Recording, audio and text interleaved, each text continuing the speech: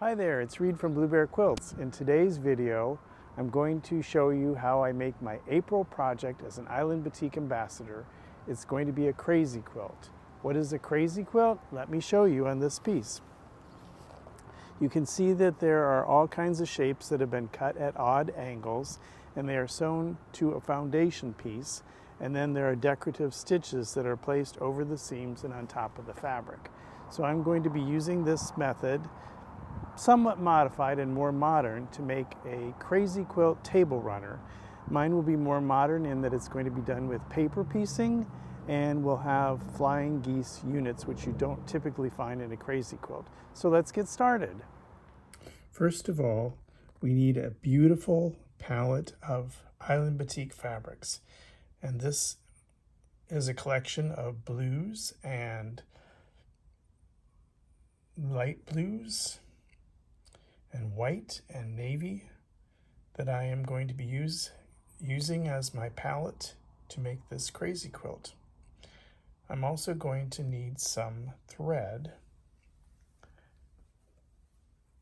and for that I'm going to be using an Aurifil collection called Passionflower. It's one of their color builder collections, and it has some gorgeous threads in it.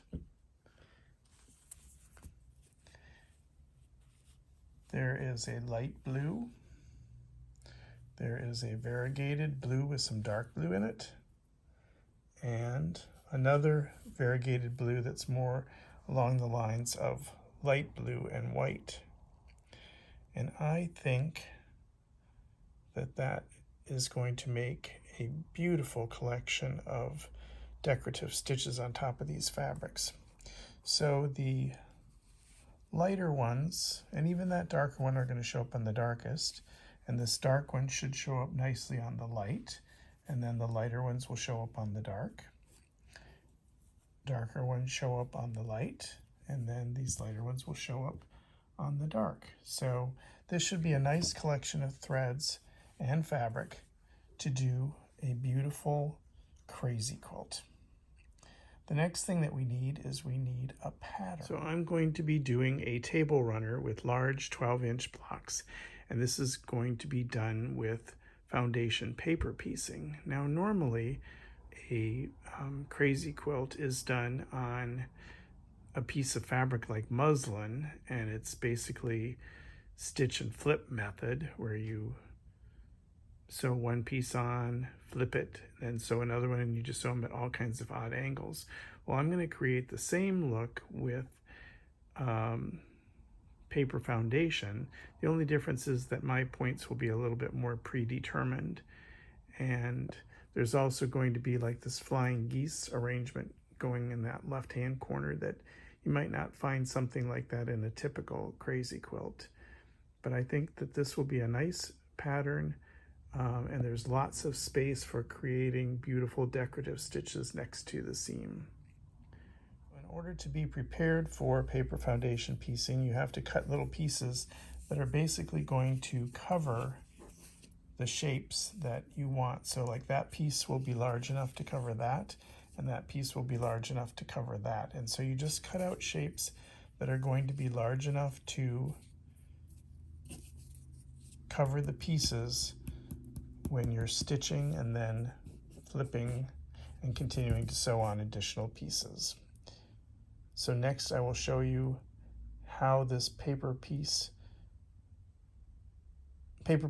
is done. So what other tools do we need to get started for this paper piecing method of making a crazy quilt? Well, we need a good rotary cutter, and one of my favorites is this one by Quilter Select. It's a real heavy rotary cutter, and it does a really good job of cutting. You need a postcard, which can just be something that you received in the mail. A glue stick is helpful, and it can just be any old glue stick from like the dollar store. You need some pins to hold your fabric in place. And you need an add-a-quarter ruler. And this one is 6 inches, And I think you might be able to see the words add a quarter there. And what's nice about this is it has a little lip on the edge, which is a 1/4 inch. And that comes in really handy. Now you can use a regular rule to do what I'm going to demonstrate, but this is just so much more helpful. And then I'm also going to be using the 12-inch add a quarter ruler. One other thing that's very helpful but not necessary, it's optional, would be a light box. And this comes in real handy because you're able to see where you're placing your pieces in the paper, and you'll see in a moment why that's so helpful. If you don't have a light box, you can use a window or some other light source to see what I'm going to show you. So then of course we need our fabric and we need our pattern. And one of the first things that you need to do with your pattern is to crease it. And the way you crease it is with your postcard, and you just put it on the lines in between sections. So you start with the first section, which is A1. So on the line between A1 and A2, and you put your postcard on the line and then fold it in place. And then you go between A2 and A3 and fold it in place. Then you go between A3 and A4, fold it in place and crease, and A5 and A4, fold it and crease. And you just continue around your whole pattern and crease all the lines in between the sections.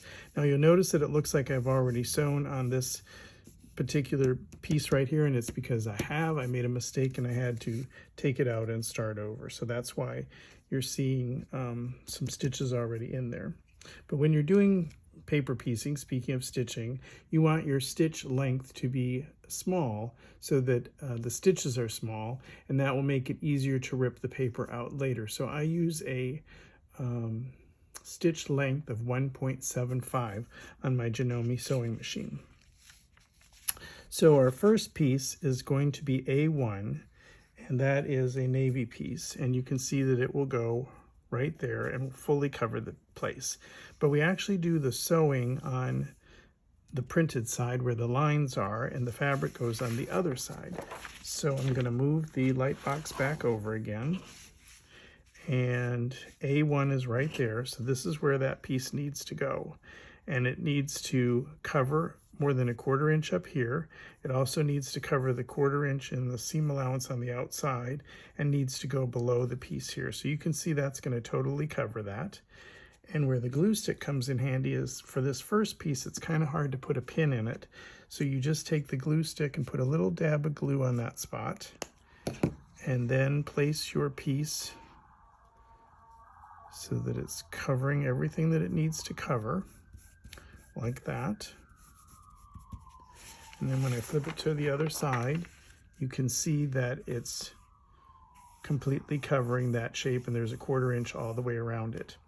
Now we need to add this next piece when we're sewing, which is A2, so we're going to trim between A1 and A2.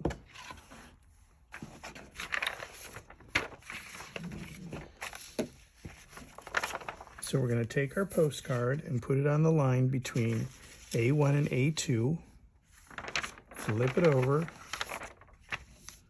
and then we take our add a quarter ruler, and see how it butts right up against the edge of the paper. That's what makes this so easy.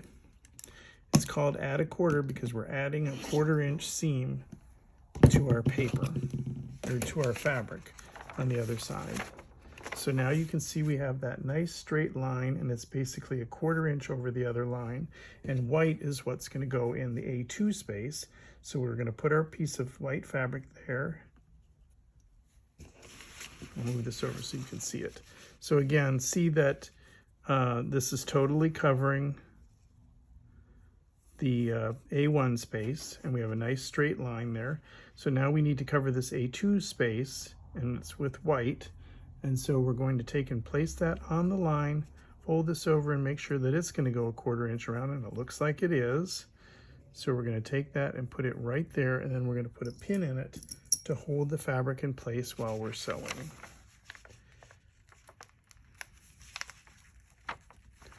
There we go. And you want to make sure that your piece is totally covering the other one, especially with a dark one, because otherwise that dark will end up showing through the white. So I am now going to go stitch on this line between A1 and A2, and I'm going to start out here in the outside seam allowance and go all the way into this A4 piece. I'll do that and I'll be right back and show you what's next. So you can see I started stitching out here in the seam allowance on the line between A1 and A2, and I stitched a little bit past the line into the A4 piece. Then I went to the iron and I pressed the top of this piece and folded it over and pressed it into place, and you can see that it is clearly covering that A2 piece. Now our next one is going to be A3. So because I'm left-handed, I turn this around. I'm going to take and put the postcard on here like this. Fold that over. You can see that it's kind of been sewn here, so you just take this and rip it a little bit. And then we're going to put the add a quarter ruler right on there and trim that extra off. So let's move the light box out of the way.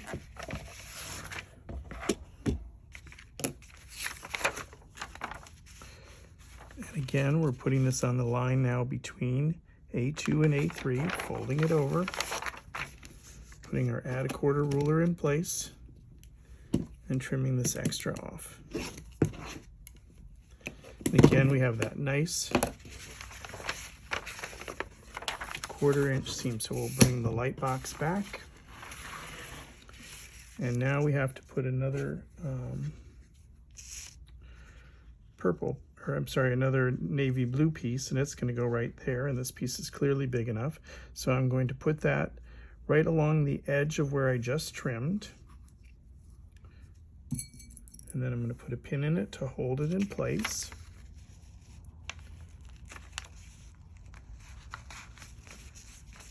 Okay, so we've got that all pinned in place along that seam line.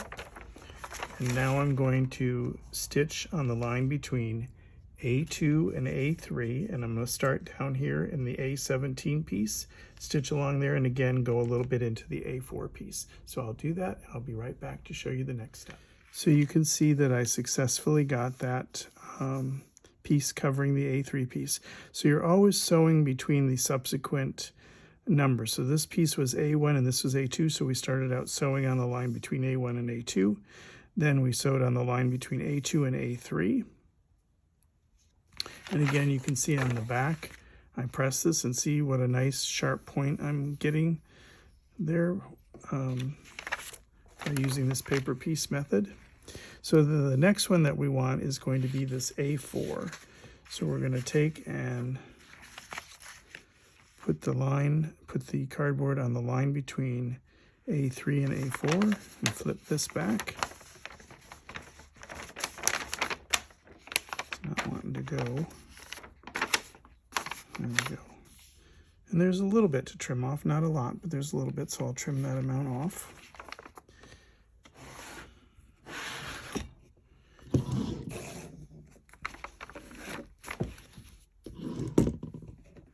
So I put the add a quarter ruler on the edge, so there's that indent that's here. I'm putting that right up against the edge of the folded paper and then trimming off any excess. And you can see there wasn't very much on that one.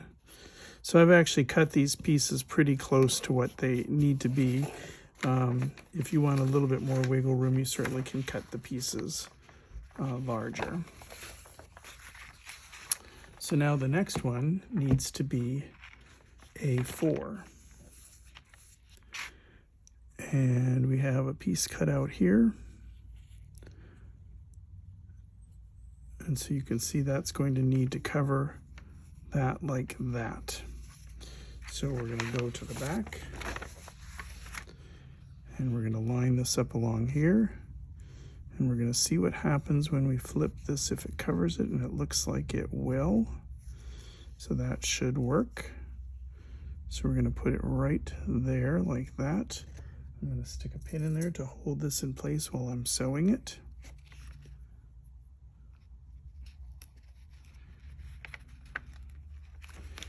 And now I'm going to bring you with me to the sewing machine so you can see how I sew on the line. So now you can see that I've got this line between A3 and A4. is going to go underneath my needle, and I'm going to start stitching. And notice that I'm starting to stitch like outside of the line. Then I'm going to stitch on the line. And you can go nice and slow or fast depending on whatever you need to do for your comfort level. And you just stitch right on that line. And I'm going to keep going into the seam allowance. And then I'm going to stop. And so there you can see I've got it all sewn. I'm going to pull the pin out, and then we're going to fold that back, and I'll go press it. And notice how we have that perfect point right there. That's exactly what we wanted. So I'm going to go press this, and then I'll show you how we add the next piece.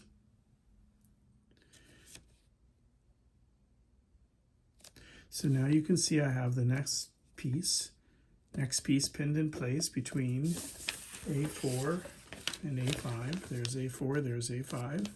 And I'm going to start stitching now outside of the piece into the seam allowance. So let me get it all lined up here. So I'm lining up this line so that it's straight with the needle. Press your foot down. Start stitching. Make sure it's going to be lined up with the line. Okay, we're going to keep going. Sorry about the shattering, the shaking of the camera. The table is shaking.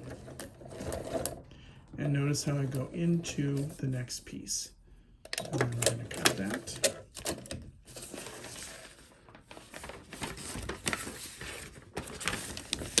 See, it's been stitched on the back. I'm going to pull the pin out, and we'll go and we'll press that one, and then we'll be ready to add the next piece. Now this one, notice it maybe wasn't quite big enough because it's not really covering that seam allowance. So I got a piece that was big enough to cover the piece, but it wasn't big enough to cover the seam allowance. So I'm going to have to rip this one out and do it again. Now my paper should be fine when I rip this out, but if for some reason it's not, you can always put like a piece of tape down there and then reuse the paper. So this time the piece is definitely big enough to get into the seam allowance. So don't be afraid to cut your pieces large enough so that it'll cover all the area that you need it. There can be a tendency to want to cut the pieces small to save fabric, but you end up making more work for yourself. So don't be afraid to cut your pieces a little bit too big. So there's another thing I wanted to show you about trimming. So now I've sewn between the A5 and the A4 piece, and the next piece that we're going to sew is going to be the A6, the line between A4 and A6. So I'm going to fold this back, and we're going to trim it up to get it ready. And you'll notice that when I fold this back, it's kind of like curling onto the paper, so that's okay. You can just like give this a gentle little tug to pull those stitches out that you kind of went into the, you know, when I said to start stitching into the piece part way or into the seam allowance, that's what those stitches are, and it's okay to give them a little tug and pull them out. So you do that, get it lined up, and then just trim that off, and then you'll notice that now we have a nice even line to put our next piece on. So our next piece is going to be another blue piece. We'll see how big it needs to be. So it's this piece right here, and it looks like it can be a fairly small one, so we'll see if this piece will cover it. So we put that on here like this.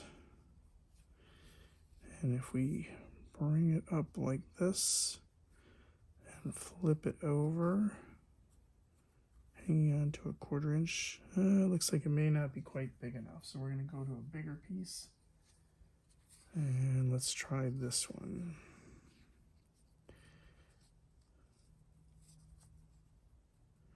That one definitely looks like it'll be big enough. So I'm going to pin that in place and sew on the line.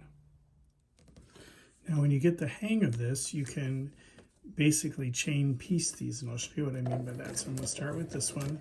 And once again, I'm starting the stitching in the seam allowance, and then I'm going to stitch just right on top of that line, going at whatever speed is comfortable for me. And again, stitching into the next piece. And we cut this one. We've got the next one all ready to go. Just line it up like this.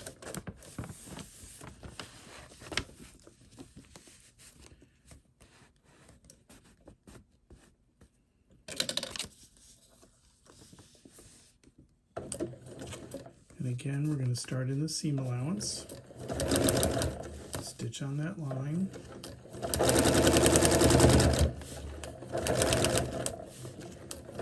Stitch right into the next piece a little bit. And we've got another one all ready to go here. And so you just keep doing however many of these that you need. You just keep adding pieces and stitching them in a row like this. Now there happen to be 4 in this particular quilt, but you could be working on one where there could be 20 or more, and so that this would come in really handy to be able to just keep working like this and not have to get up in between every time to put it in.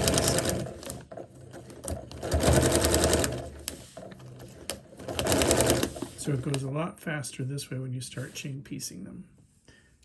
So this is why it's important that the pieces be big enough or large enough to cover the spaces.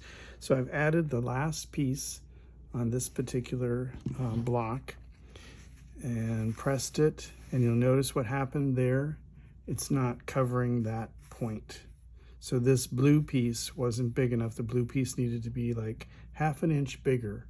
So I'm gonna have to take this piece off, and in order to do that, you just carefully use your seam ripper to go every so often, and then you're just going to gently pull the piece off. And because I haven't cut this one, I'll still be able to use it, but this one unfortunately was cut, so I'm probably not going to be able to use it. But again, I'm going to fold this one back, and with my seam ripper I'm going to have to undo this one. And if for some reason you're not able to sew on this, or it feels like the paper is going to come apart, you can take some tape, like masking tape would probably be good, and put it along that where you stitched, and then that will give you something to stitch again. So that's what you do if you end up making a mistake and not having a piece that goes far enough. So you can see I have several of the pieces already on this block, and notice how big like some of the pieces are. It really is helpful in covering the spaces and not having to redo things. So I wanted to show you that the process is the same for the larger pieces. So the next one that's going to go on is going to be right here. So I'm going to flip this over. And the last one that I sewed on was A18. So the next one's going to be A19, and that's going to be this piece right over here. So we're going to take our card and we're going to place it on the line between A18 and A19. And then we're going to fold this over like this. And again, we have to rip it where it's been sewn into the seam a little bit. And then now we're using the larger add a quarter ruler. This one goes 12 inches. And so we're going to place that along the edge of the paper here. And again, it has a groove on the back to line up with the edge of the paper. We're just going to take and trim along there, and then we're going to take and slide the ruler up like this and get it lined up again. We're also going to slide the postcard up just to make sure that the edge of the paper is lining up in the right spot. And then we place our add a quarter ruler up against the edge of that paper and finish cutting the rest of it off.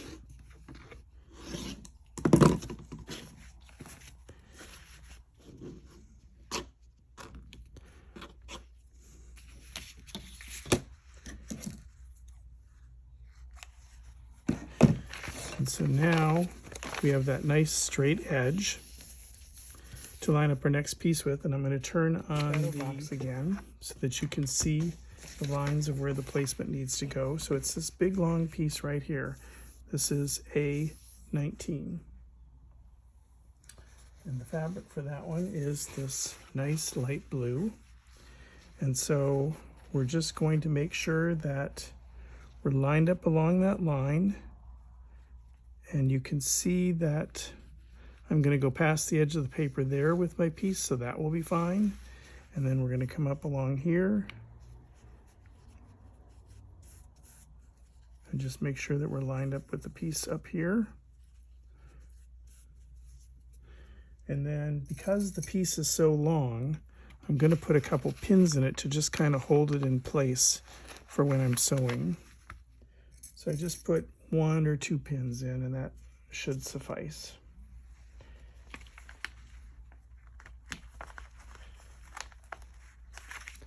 And I'll go sew that, and then I'll show you what it looks like. So here it is, all sewn on. You can see how the seam was there, and then I took and I pressed it like this, and notice how like all the intersections are covered. So this piece was definitely large enough. So now we have one more piece to add, and that's going to go right here on A20 to line it up along this last line between A19 and A20. And we're going to fold the paper over. And we got to pull where those stitches are.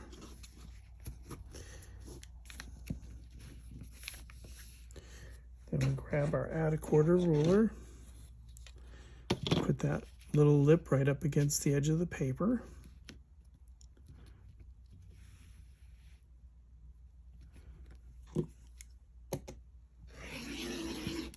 And we're going to cut this excess off.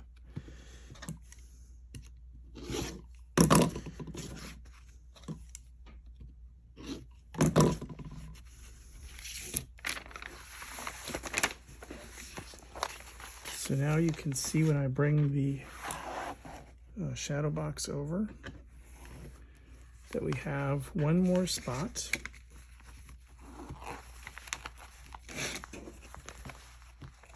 That needs to be filled, and it's that spot right there. And so that's going to be this remaining piece that matches this other piece over here. And so we just have to make sure that it's going to cover everything. So I believe that if I put it there and there, and I'm going to pin it in place, and then I'll sew it, and then I'll show you what the completed block looks like. So here's the block all finished. And you'll notice on this side, there's like some white paper showing, and that's because the pieces that I used were actually a little bit too small. But it is still within the 1/4 inch seam allowance. So on the back, when you're done, you trim the edges to this 1/4 inch line. There's a dotted line that's the 1/4 inch line, and so you trim the block to that. And so because this edge is within the seam allowance, I'm actually going to sew a couple blocks together so that this seam will be set in place before I start doing any stitching on top of the blocks. Now, this is called crazy quilting, and the reason it's called crazy quilting is because these pieces are going all different directions, and this is like a modern crazy quilt because this piece is this section right here is a little bit more formalized, but still modern and still a little bit crazy. So when the blocks get sewn together, there's going to be stitching that goes on top, and this is what crazy quilting is where these stitches are sewn on top of the fabrics. Now, I may do some where I sew on the actual line, and I'm probably going to do some where I'm sewing off on the piece. And I think the main reason I'm going to do that on these blocks, this is just a sample of crazy quilting. The blocks are actually different, but the reason why I'm not going to do the stitching right between the pieces is because I plan on quilting along those lines once the batting and backing is added. So in order to have some stabilization to put these stitches on top of the block, you have to put like a piece of stabilizer behind. Now this is a real thin cloth piece that was actually ironed onto the back because I was making a stocking with this and needed something that had a little bit more structure. But for this piece, what I'm going to end up doing is when I've sewn a couple blocks together to get rid of this problem over here, I'm going to tear all this paper off, and then I'm going to use like a paper stabilizer on the back that I will be embroidering those stitches, you know, on the various pieces. And I'll show you how I do that next. Now we're going to add some stitches to the top of our blocks, which will make this paper piece project crazy quilting. And what I've done ahead of time is tested some stitches on the same type of fabric, batik, and I'm using the paper backing from the paper piece as my foundation. It's probably not the best stabilizer, but it's working. And then I test various stitches to see how they look. And there's some that I like and there's some that I don't like. So it's important to test the stitches ahead of time and see which ones you like. Then another consideration would be making sure that the thread that you're using, and I'm using these beautiful threads from Aurifil, and I'll show you the collection that these are part of. But then what you have to do is you have to lay the threads on top of your fabric and make sure that they're going to show up, like it shows up nicely on that dark blue. Kind of shows up a little bit on this blue. It seems to be showing up pretty well on that fabric, so that might actually be a good one. I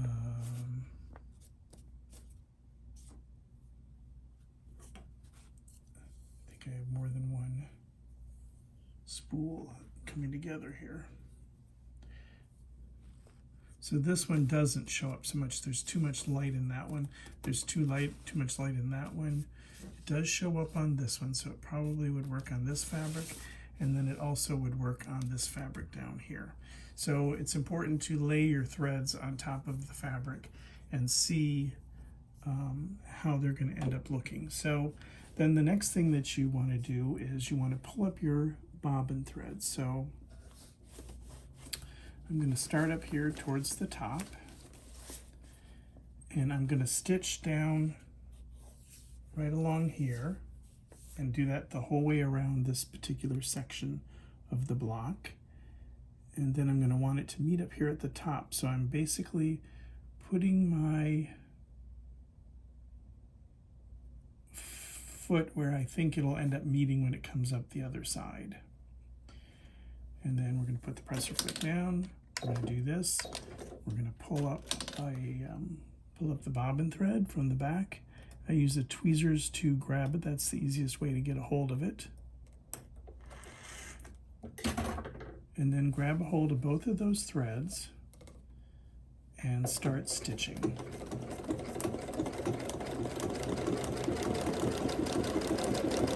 And my machine is a dual feed, so it's pulling both from the top and the bottom. So I really don't have to put any pressure on this at all. I'm just kind of letting the machine pull it, and I'll just do a little bit of stitching so you can see what that looks like.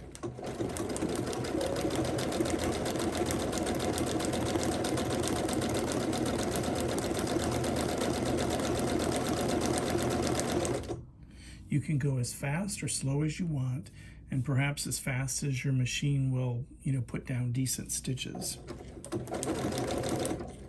Another consideration would be the stitch width and stitch length. You can alter those, but when I did my test, I was pretty happy with the way the factory presets came out, so I'm probably going to be sticking with those for the most part.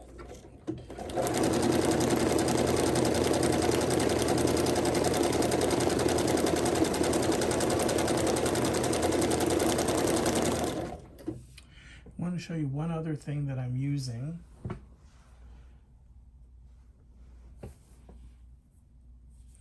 And that is the finishing touch thread, which is a real thin, fine white thread that's good for embroidery. So I have this thread in the bobbin, which works really well when you're doing embroidery.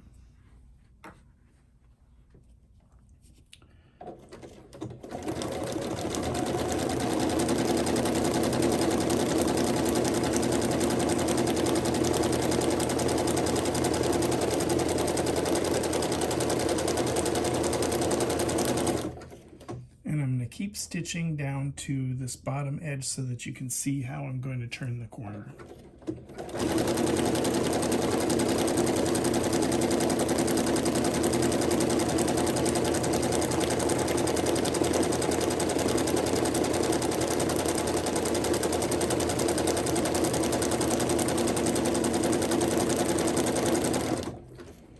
Okay, so as I'm approaching this next seam here between these two pieces of fabric, I want to stop at the distance where the edge of my foot is going to be lined up with the seam, and I'm not quite there yet, so I have a little bit more to go.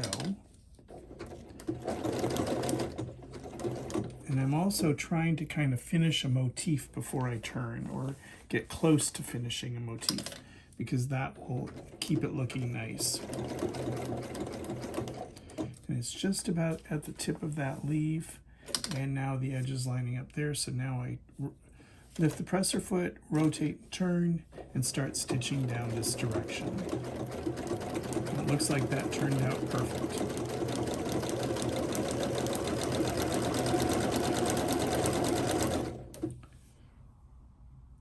So I'm going to keep stitching on this, and then I'll show you what happens when I get to the top.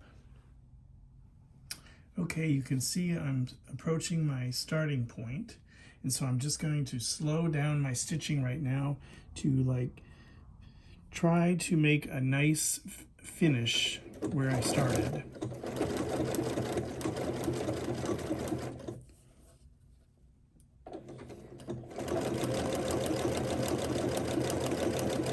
And now the stitch is aiming right towards where I started. So I did a few finishes on a few stitches on top of where I started, and now I'm going to cut the thread. Let me show you how that turned out. First, I'm going to clip these threads right here, and I'll show you what it looks like. So here are those beautiful, almost like feather-like stitches. You can see how nicely it turned the corner there, how nicely it turned the corner there, and then where it met at the top.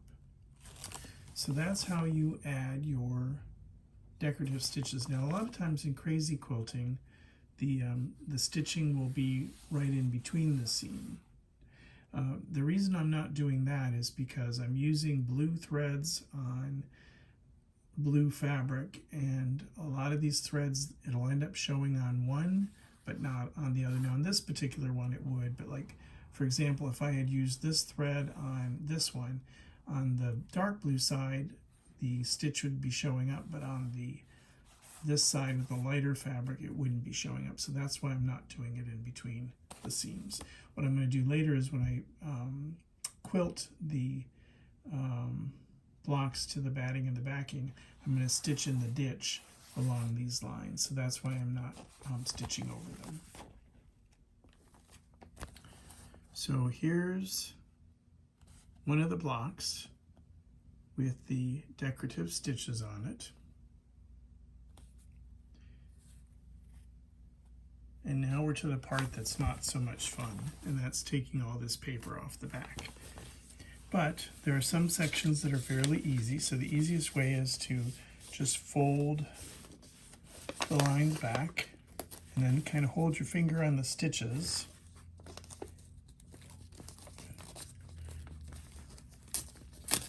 And just rip away.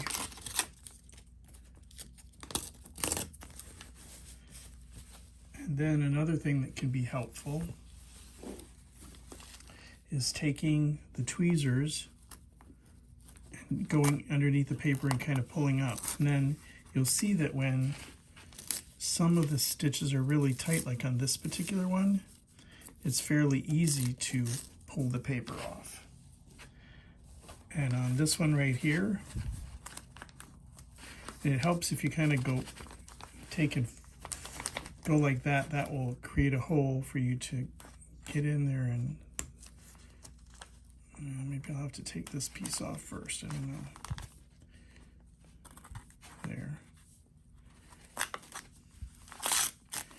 So see, when there's really big sections like this and an easy stitch like that, the paper comes out super easy. So the tighter your stitches are, the easier it is to get the paper out. And when they're more dense like these are, it's not as easy. But with the use of folding the paper back and forth and using a tweezers to kind of get in there with the paper, and you can also use the tweezers to, pick out sections that are a little bit more resistant to coming out. Tweezers can be very helpful in this part of the process. So, although this part is not so much fun, getting these nice sharp points that paper piecing gives you is the main reason why I like this method. So now that I've finished doing a lot of the decorative stitching on my blocks, and I've pieced the blocks together with sashing in between them, and I've added this dark navy border, inner border, and then a white outer border, I'm pinning 3 layers together: the quilt top, the batting, and the backing. So I have a layer of Hobbs Thermore batting in between. And this is a real nice thin batting, which is easy to quilt with, and it will give this table runner a nice light feel to it. And on the back, I have this light blue batik fabric, which is going to go well with the light blue Passionflower threads from the Aurifil Color Builder set. So I will start quilting on this now that I have the layers put together. I like to pin my layers together as opposed to using a basting spray, because I don't want to be exposed to the fumes inside the house of using a spray. So I use these little safety pins, and then there's a little tool that came with these pins, and it has a steel rod at the end of it, but I just use a little pliers like this, and you just push up like that, and see that opened it, and that closes it. So that kind of saves your fingers a little bit.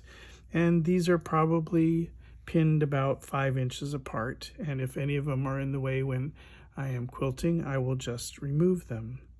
So I'm going to be doing some stitching in the ditch, and then I may also do some additional decorative stitches in the quilting.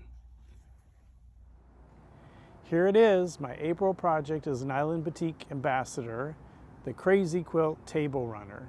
You can see that it has 4 blocks, and that there are pieces that are at odd angles, and then there are decorative stitches on top of the fabric and the intersecting seams. This quilt was made with Island Batik fabric in various blues. I used Aurifil's color builder pack called Passionflower in order to do the decorative stitching and the piecing.